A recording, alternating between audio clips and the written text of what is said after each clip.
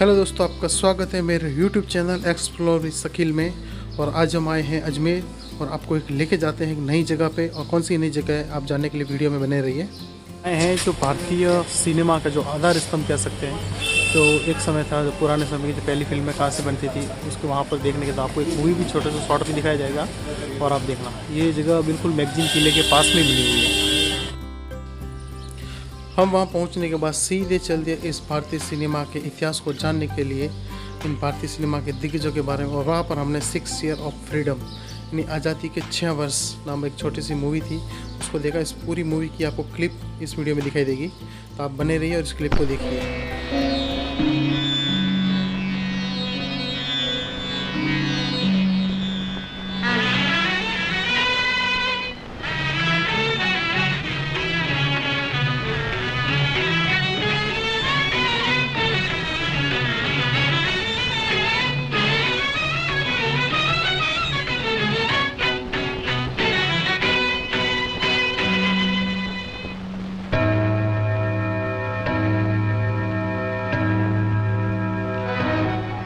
अगस्त 1947 एक महान राष्ट्र आजादी के सूरज की नई किरणों से जगमगा उठा।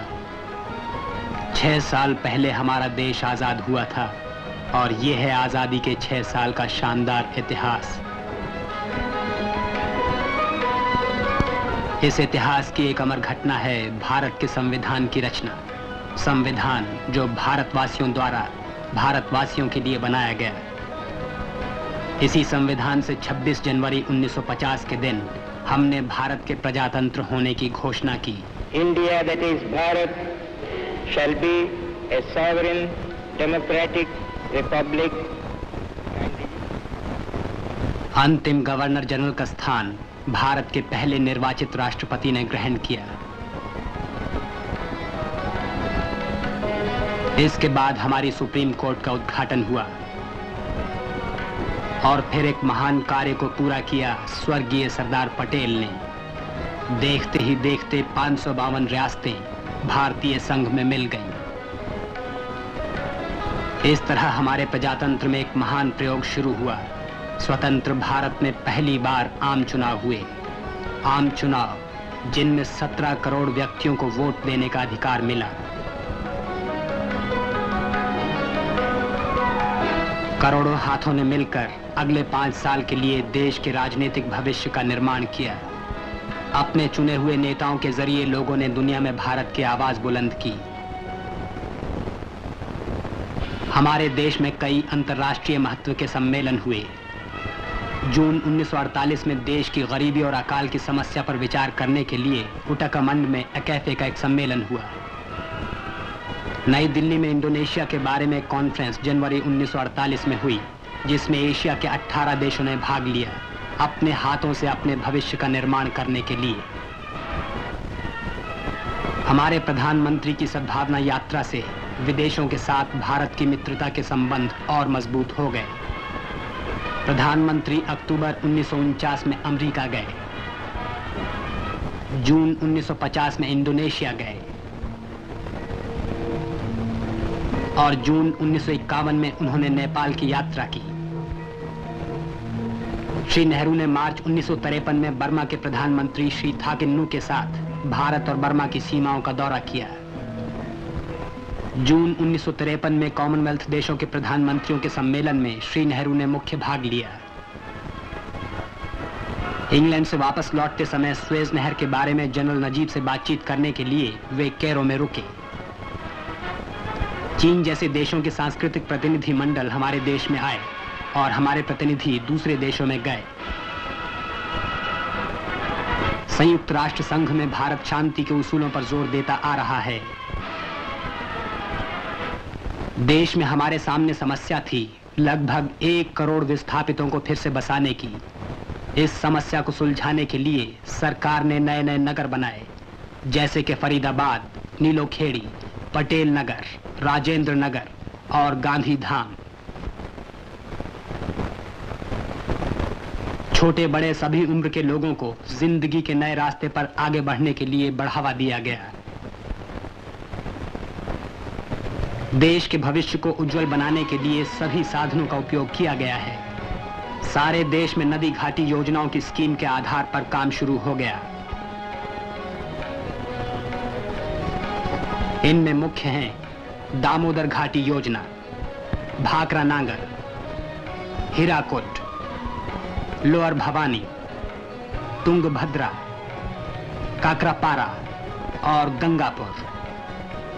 ये एशिया में अपने ढंग की सबसे बड़ी स्कीम है। इसमें 173 योजनाएं हैं, जिनमें से कुछ योजनाओं का काम पूरा हो चुका है और बहुत सी जगह काम जोर शोर से चल रहा है।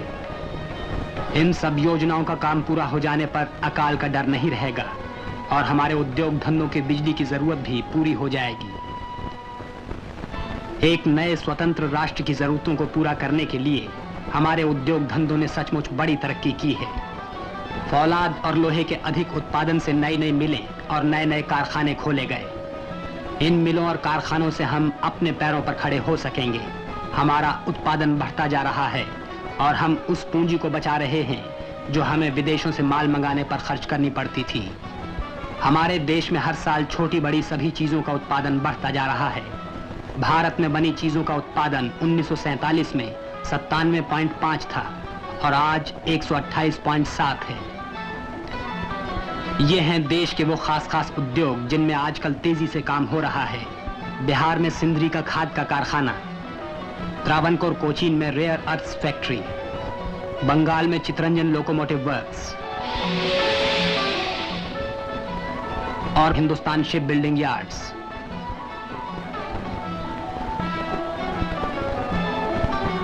मैसूर में हिंदुस्तान एयरक्राफ्ट फैक्ट्री हाल ही में खोली गई है। HT-2 नामक ये नए ढंग का ट्रेनर हवाई जहाज यहीं बनाया गया है।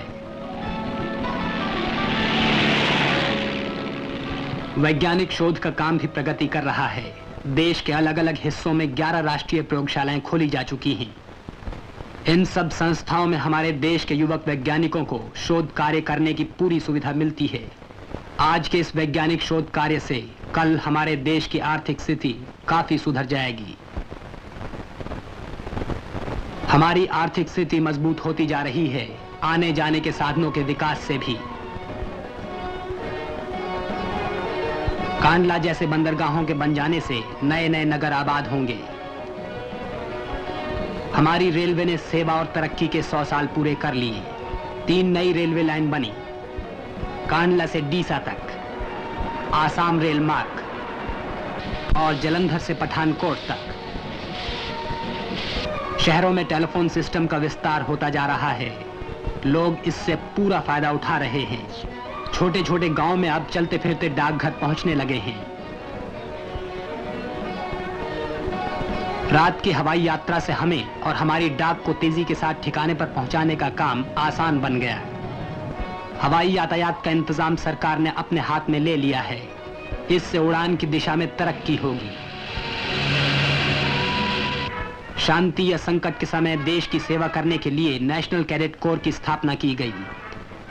नेशनल कैडेट कोर और प्रादेशिक सेना हमारी दूसरी रक्षा पंक्ति हैं, जिनमें नागरिक भर्ती किए जाते हैं। आजकल लोग इनमें बड़ी दिलचस्पी ले रहे हैं। अधिक अनाज पैदा कर अकाल का मुकाबला करने वाले हमारे जवानों को सरकार पुरस्कार देती है। यहाँ इन्हें ट्रैक्टर दिया जा रहा है। शांति के दूत आचार्य विनोबा भावे के भूदान यज्ञ में अब तक 15 लाख एकड़ जमीन मिल चुकी है। ये जमीन उन लोगों में बांटी जाएगी जिनके पास जमीन नहीं है। अनाज की समस्या को सुलझाने के लिए 5 लाख एकड़ बेकार जमीन का सुधार किया गया है।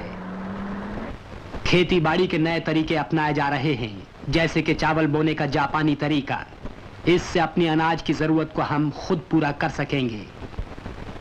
प्लानिंग कमीशन के प्रयत्नों से 5 साला योजना बनी और इस महान योजना से सामुदायिक विकास योजनाओं का जन्म हुआ। इन योजनाओं का उद्देश्य है हम अपनी मदद आप करना सीखें। इनसे पैदावार बढ़ेगी, गांव की आर्थिक हालत अच्छी होगी। उद्योग धंधों में लगे हुए कर्मचारियों की भलाई के लिए भी बहुत कुछ किया गया है और बहुत कुछ किया जा रहा है। राष्ट्रीय स्वास्थ्य और बीमा योजनाओं से इन लोगों को काफी सुविधाएं मिल रही हैं। चलते फिरते अस्पताल बीमारियों का हरदम मुकाबला करते रहते हैं। क्षय रोग को रोकने के लिए बीसीजी के टीके लगाए जा रहे हैं। मलेरिया की रोकथाम के लिए भी कोशिशें की गई हैं और वे कामयाब साबित हुई हैं। अनपढ़ लोगों को पढ़ना लिखना सिखाया जा रहा है।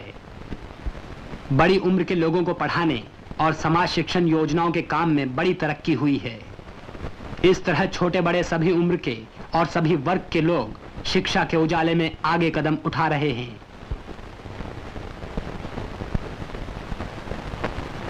यूनिवर्सिटी शिक्षा के क्षेत्र में भी काफी उन्नति हुई है। आज हमारे देश में 30 यूनिवर्सिटी हैं, जिनसे लगभग 650 कॉलेज संबंधित हैं।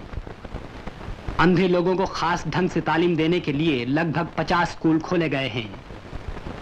भारत की कई भाषाओं में ब्रेल तरीका अपनाया गया है।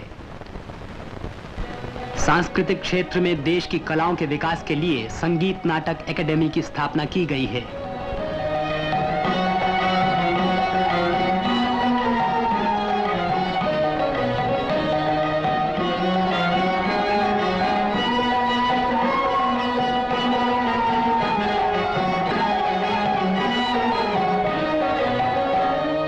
सारे देश में समय समय पर प्रदर्शनियां लगाई जाती हैं, जिनमें हमारी कलाओं का निखरा हुआ रूप दिखाई देता है। सन 1952 में भारत में अंतर्राष्ट्रीय फिल्म समारोह मनाया गया। बहुत से देशों के प्रतिनिधियों ने इसमें भाग लिया।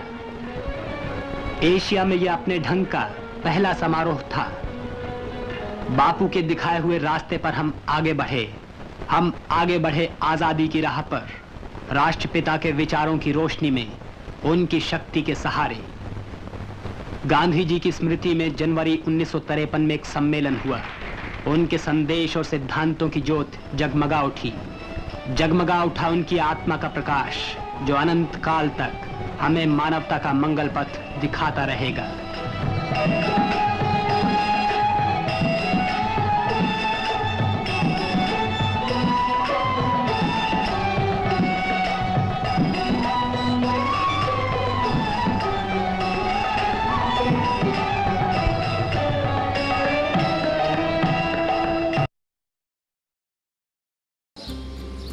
आपने इस क्लिप को भी पूरा देखा। अगर आपको ये क्लिप पसंद आई है तो प्लीज़ मेरे चैनल को लाइक, शेयर और सब्सक्राइब करना नहीं भूलें।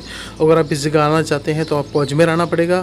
तो राजस्थान के अजमेर में अजमेर आया हुआ है, ख्वाजा की नगरी है, तो वहाँ पर आइए। और ये बिल्कुल ही पास में है जो राजकीय संग्रहालय बना हुआ है, मैगजीन का किला बना हुआ है उसके पास में। तो आप आइए और इस भारतीय सिनेमा के इतिहास को देखने का लुत्फ़ उठाइए। और आपको अगर कुछ कमी या कुछ दिखाई दे रहा है इस मेरे वीडियो में तो प्लीज़ मुझे कमेंट बॉक्स में बताना नहीं भूलें। आपसे एक बार फिर रिक्वेस्ट है कि प्लीज़ मेरे चैनल को लाइक, शेयर और सब्सक्राइब करना नहीं भूलें। मिलते हैं अगले नेक्स्ट वीडियो में।